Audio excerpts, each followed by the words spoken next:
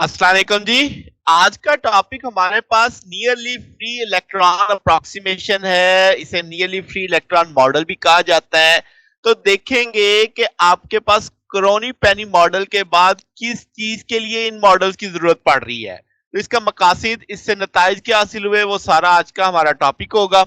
तो आपके पास जैसे क्रोनी पेनी मॉडल आपके पास कैलकुलेशन हुई, तो उसके बाद लोगों ने इस चीज के देखना शुरू किया कि वो पीरियोडिक पोटेंशियल जिसमें से इलेक्ट्रॉन गुजर रहा होता है, उसके लिए एक्सप्रेशन निकालने चाहिए। तो अब आपके पास चार मेथड थे, उनमें से दो हम यहाँ पे डिस्कस कर रहे हैं जो एक्सट्रीम एक तरह से केसेस हैं।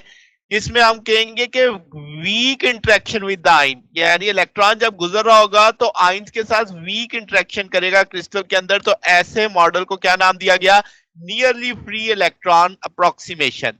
और एक दूसरी अप्रोक्सीमेशन थी जिसमें strong interaction with the ions थी क्रिस्टल के अंदर, उसे हम टाइट बॉन्डिंग मॉडल या टाइट बॉन्डिंग अप्रोक्सीमेशन कहते हैं। तो इसका मतलब अब आपको समझ गए कि दोनों हम पढ़ेंगे। आज के दिन हम क्या पढ़ने वाले हैं? Nearly free electron approximation. तो शुरू करते हैं। अब आपके पास क्या है जनाब कि जब इलेक्ट्रॉन गुजरता है किसी डिस्क्रीट लेटस में से, तो वहां पे बैंड प्रोड्यूस करता है, एनर्जी गैप्स आते हैं। किसकी वजह से? ब्रैग रिफ्लेक्शन की वजह से। अब हम सिर्फ ये बताते हैं कि ये आते हैं, यानी क्वालिटेटिव आपके पास डिस्कशन थी। ये नहीं बताते कि उसके नंबर, उसकी विड्थ, उसका एनर्जी गैप की मिकदार कितनी होगी। सिर्फ हम बता देते हैं कि ये गैप आएगा, ठीक है। तो अब थोड़ी सी अगर बैक एंड से मैं लेके चलूं, तो आपके पास क्या है, आपके इल्म में होना चाहिए कि इलेक्ट्रॉन जब गुजरता है किसी क्रिस्टल में से, तो वो एक अट्रैक्टिव फोर्स लेता है। किसकी वजह से? आइंस की वजह से। आइंस अब रेगुलर अरेंज्ड है, तो इसका मतलब चलते चलते इलेक्ट्रॉन गुजरता है पीरियोडिक पोटेंशियल से, यानी हर गुजरते के साथ उसे एक मखसूस इंटरवल के बाद एक अट्रैक्शन मिलेगी, अट्रैक्टिव फोर्स मिलेगी। तो एक पीरियोडिक पोटेंशियल उसे इंटरेक्ट करना पड़ेगा। और दूसरी इंटरेक्शन क्या होती है कि भाई जो दूसरे हमसाए में इलेक्ट्रॉन मौजूद है वो भी तो इंटरेक्ट करेंगे उसके साथ गुजरते गुजरते।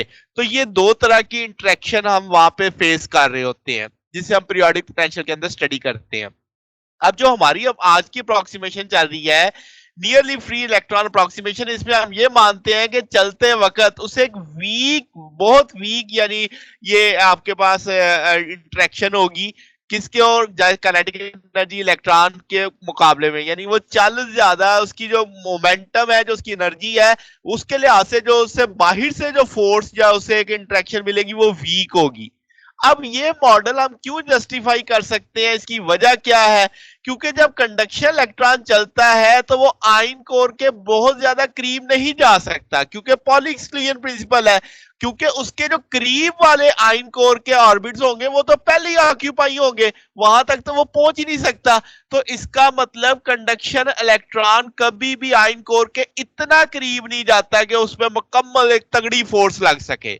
फिर दूसरी एक और चीज, कि जो कोर इलेक्ट्रॉन होंगे जो आपके आइन चार्ज के, वो भी तो उसको यानी एक तरह से अपना आप दिखाएंगे ना, रिपेल करेंगे एक तरह से। तो जो रिजल्ट के तौर पे एक अफेक्टिव न्यूक्लियर चार्ज एक्सपीरियंस करना था हमारे इलेक्ट्रॉन को, वो इतना ज्यादा नहीं होता, वो बेहद कम हो जाता है। अगर आप सिंपल एक देखें, एक न्यूक्लियर जो वाजिया फोर्स लगा सकता है एक इलेक्ट्रॉन पे, उसके मुकाबले में चलते चलते, और वो इतना करीब भी नहीं जा सकता। तो इसका मतलब इतनी ज्यादा ये स्ट्रॉन्ग आपके पास इंटरेक्शन नहीं होने वाली। तो इसीलिए हम इसे क्या नाम देते हैं? Nearly free electron approximation. तो जनाब अब इसमें होता क्या है कि आपके पास जो एनर्जी बैंड्स है वो मॉडिफाइड हो जाते हैं जोन बाउंड्री पे। जैसे आप रीच करते हैं तो अब इसमें क्या दो चीजों बेस है, वो क्या कि एनर्जी बैंड जो कट हो जाता है किस पे? ब्रिलियन जोन पे, परपेंडिकुलर डायरेक्शन में। दूसरा बैंड कि जो एनर्जी बैंड है वो एक गैप दिखाएगा, कहां पे? जोन बाउंड्री पे। और आपके पास due to round off energy band आ जाएगा आपके पास। ये दोनों बातें अब आपको समझ आ जाएंगी। अगर आप ये तस्वीर देखो, इसमें आपको कोई कट नहीं दिखाई दे रहा, ठीक है। तो हम कहेंगे कि आपके पास श्रोडिंगर वेव इक्वेशन है। आपने कैसी लेटेस्ट ली? जिसकी लेंथ एल थी, जिसका लेटेस्ट कांस्टेंट ए था, वी यहाँ पे पोटेंशियल एनर्जी है। अगर मैं फ्री इलेक्ट्रॉन क्लासिकल कंसेप्ट देखूं तो पोटेंशियल वी जीरो हो जाना था, ठीक है। हमने इसे निग्लेक्ट किया था तब। तो जनाब अगर आप वी जीरो करेंगे तो एनर्जी का ये टूल आ जाता है। इसमें के की तमाम वैल्यूज अलाउ थी, मगर जो हमारा नियरली फ्री इलेक्ट्रॉन मॉडल है उसमें के की तमाम वैल्यू अलाउ नहीं होगी, यानी इसमें कट आएगा। ये जो आप फिग देख रहे हैं, अच्छा, तो अब इसका मतलब करेक्शन की जरूरत है हमें एनर्जी में, तो क्योंकि आपके पास जो अलाउड एनर्जी स्टेट्स है वो आपके पास एक यानी कन्फाइन करती है सिंगल पैराबोला के स्पेस में, और आपके पास इस स्टेट्स को आप दूसरे पैराबोला से भी कर सकते हो कि रेसिप्रोकल लेटस वेक्टर, जैसे हमने पढ़ी थी कि आपके पास स्कीम जो थी उसमें पीरियोडिक स्कीम के तहत हमने उसमें स्टडी किया था कि रेसिप्रोकल लेटस के तहत आप उसे रिप्रेजेंट कर सकते हैं। तो ई के प्लस जी आ जाएगा आपके पास एच कट स्केयर 2m के प्लस जी होल स्केयर, यानी इसी टूल में हमने थोड़ी सी मॉडिफिकेशन की है। जी अब आप समझ सकते हैं रेसिप्रोकल लेटेस्ट वेक्टर है। तो आप आपके पास पीरियोडिसिटी थी आपके पास ए की, तो के स्पेस को आप कैसे रिप्रेजेंट कर सकते हैं, आप फिक्स से बड़े अच्छे से समझ सकते हैं कि जी बराबर आ जाएगा एन 2 पाई बाई ए, और एन यहाँ पे आपने किस तौर पे लेना है, इंटीजर के तौर पे लेना है। ओके, तो जो जोन बाउंड्री होगी एनर्जी वैल्यू वहां पे यानी आपके पास डी जनरेट हो जाएगी दो पैराबोली जहां पे इंटरसेक्ट हो रही है, ये देख रहे हैं ना जहां पे आपको ये इंटरसेक्ट नजर आ रहा है। तो जोन बाउंड्री जहां पे होगी के आपके पास प्लस माइनस हाफ जी, यानी आप यहां से अगर जी की वैल्यू जो आपने निकाली वो डाल दो, टू टू से कट जाएगा, एन की वैल्यू चूंकि आपने फर्स्ट लिया तो 1 आ जाएगी, तो पाई बाई ए आ जाएगा। तो इसका मतलब इलेक्ट्रॉन वेव फंक्शन जो के वैल्यू होगा वो रिप्रेजेंट करेगा किस तौर पे, ई की power iota g x by two, और एक power minus g by two, g x यहां से कट के माइनस जी, तो आप माइनस जी एक्स माइनस के साथ iota g x by two लिख सकते हैं। तो इसका ये वेव्स अपोजिट डायरेक्शन में जाने वाली हैं। तो इसका मतलब क्या हुआ कि जो फर्स्ट ब्रिलियंट जोन होगा, जैसे आप इस फिग में भी देख सकते हैं, प्लस माइनस पाई बाई ए पे इलेक्ट्रॉन एक रिफ्लेक्शन फील करेगा। जो इलेक्ट्रॉन राइट की जानिब जा रहा है वो टक्कर खा के वापिस आएगा, लेफ्ट की जानिब जो लेफ्ट की जानिब जा रहा है वो टक्कर खा के वापिस आएगा। तो इसका मतलब अब इलेक्ट्रॉन कहीं और नहीं जाने वाला, वो इसी के अंदर एक तरह से लेफ्ट से राइट, राइट से लेफ्ट मूव करेगा, एक स्टैंडिंग वेव वाला कंसेप्ट बन जाएगा आपके पास। तो इसका मतलब ये होगा कि जब अदर रेसिप्रोकल लेटेस्ट वेक्टर जो हमने बनाए थे ऊपर वाली तस्वीर में, यहां पे इनको डिस्कस करने की जरूरत ही नहीं है हमें, क्योंकि आपके पास वेव फंक्शन जो है यानी जोन बाउंड्री के अंदर है आपके पास। तो आप लिख सकते हो कि वेव फंक्शन को साई प्लस ई की power iota pi x by a minus के साथ 2 cos pi x by a लिखा जा सकता है। साइन नेगेटिव आपके पास ई की power iota pi x by a, negative sign बीच में आ जाएगा तो 2 iota sine pi x by a लिखेगा।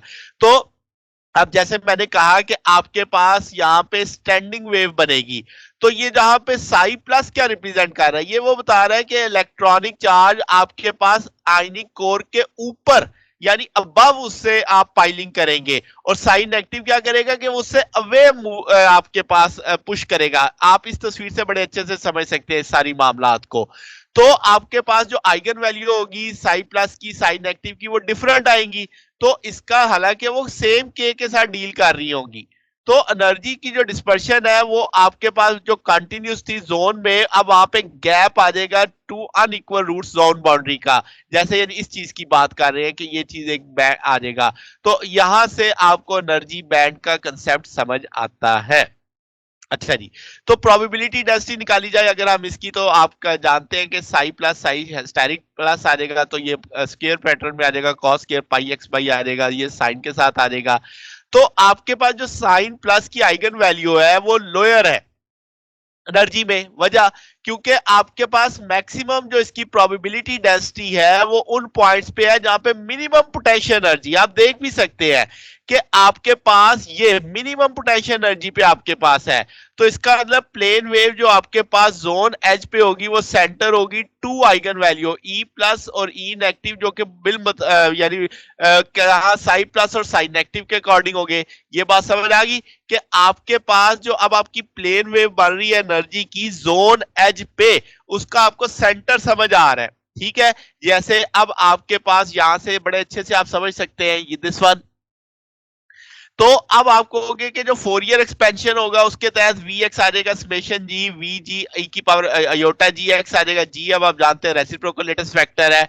तो जो पोटेंशियल एनर्जी फंक्शन है वो रियल है। अब आपके पास शॉर्टेस्ट रेसिप्रोकल लेटेस्ट अगर आप देखें तो वी एक्स बराबर आ जाएगा 2v cos 2 पाई एक्स ए, ठीक है, यहाँ पे आप v ले सकते हो।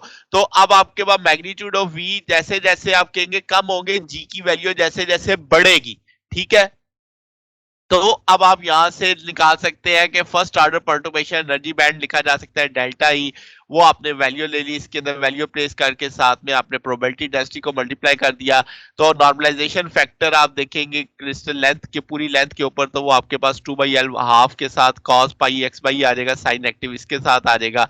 तो ये वैल्यू आ जाएगी। जब आप इसका इंटीग्रल उठाएंगे 2V आएगा। तो मतलब क्या हुआ कि बैंड गैप की वैल्यू पता चल गई। वो कितनी है? जो ट्वाइस ऑफ द मैग्नीट्यूड है आपके पास, जो Fourier coefficient of crystal potential आ रहा है, ठीक है, उसका डबल यानी 2V जैसे आपने लिखा। तो जो आपके पास अलाउड एनर्जी स्टेट्स है जो आपको यहाँ पे दिख रही है, वो एक डिस्पर्शन कर्व आएगी फर्स्ट ब्रिलियंट जोन की, फर्स्ट एनर्जी बैंड कहलाएगा। हायर इसी तरीके से आप सेकंड एनर्जी बैंड, जैसे यहाँ पे 1 एनर्जी बैंड दिखाया गया, यहाँ पे 2 एनर्जी बैंड दिखाया गया है। तो इस तरीके से वो जोन्स बनते चले जाएंगे। तो ये जनाब हमारे पास आज का टॉपिक था। अगर आपको इसमें कोई बात पूछनी हो, डाउट हो, तो नीचे कमेंट्स में पूछ सकते हैं। वीडियो अच्छी लगी हो तो वीडियो को लाइक कीजिएगा, दोस्तों के साथ शेयर कीजिएगा, चैनल को भी सब्सक्राइब कर दीजिएगा। अब तक के लिए इतना ही, बाकी इंशाल्लाह फिर नेक्स्ट देखेंगे। ओके, अल्लाह हाफिज।